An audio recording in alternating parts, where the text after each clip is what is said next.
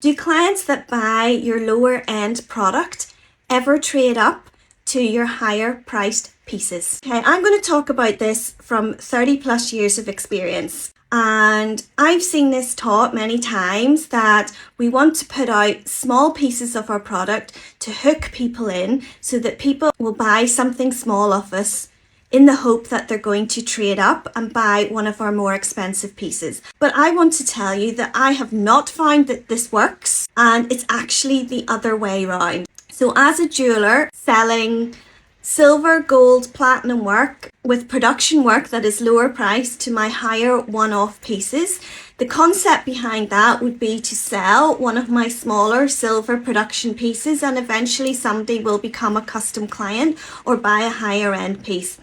This has rarely happened, and here's what I've got in my business. I've got two very distinct client types in this regard. The first one is the people who only buy at a certain price point. Most of the people who start off buying smaller items from me, lower price items, they stay in that group. They rarely trade up. I've rarely had someone spend 50 to 100 bucks one time and then all of a sudden say they're going to spend 10 grand on an engagement ring. It does happen, but what I find is if they're going to spend at a certain price point, they stay within that price point. But that doesn't mean that they only buy one item. They may buy several items over the course of their lifetime as a client with me. So actually, it's not that those people aren't worth any money. They are.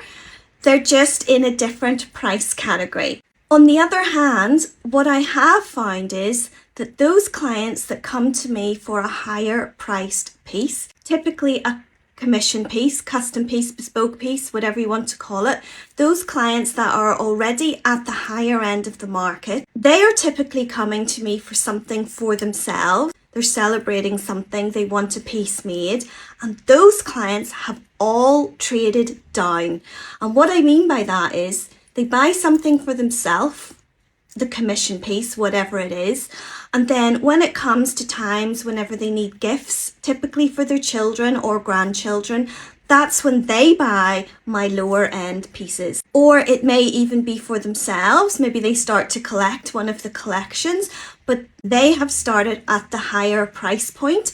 And they also typically go on to buy more custom pieces. Those clients stay in that bracket, and they also feed my lower end bracket for gifts. And I think this is really interesting. And this is something that I teach. There's nothing wrong with either way. I can make money out of either way, but I think it's wrong to be teaching that they're going to start small and scale up.